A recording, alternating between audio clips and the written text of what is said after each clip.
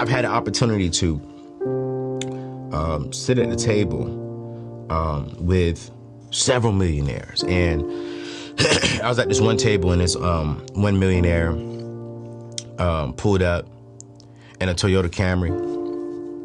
I pulled up in my Range Rover. He came out the car and he had on some Levi jeans, nice shirt, and some Skechers. And I came out the car with my Range Rover. I had a Louis Vuitton sweater, some Levi jeans, and some Louis Vuitton shoes. I sit down and getting to know, and I'm the best dressed at the table. And I sit down and shook his hand, and when I shook his hand, he had on this one watch that I knew off the top. That watch by itself was worth more than my car and all my clothes. But when I looked at it, I was like, dang. When I saw the car he got, I was like, dang.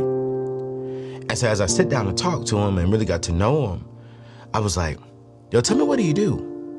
And when he told me what he does, he actually owns a lot of Firestone, I forgot those little like car maintenance places where they do all your oil changes and tires, rotation, stuff like that.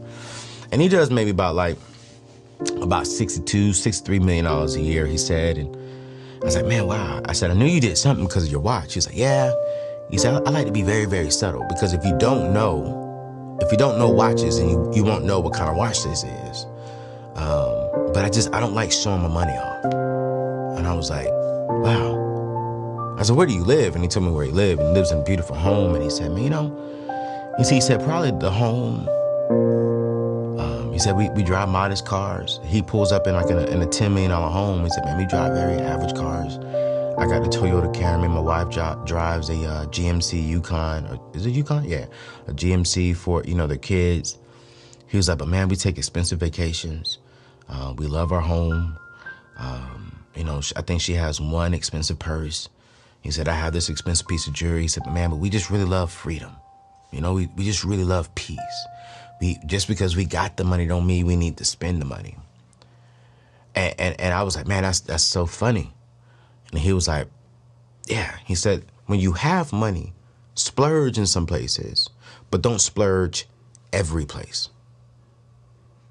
He said, the key to building wealth is about keeping your wealth, not showing your wealth. And he said, and also the next key is enjoying your wealth without losing your wealth. Key thing was just live on less than what you make.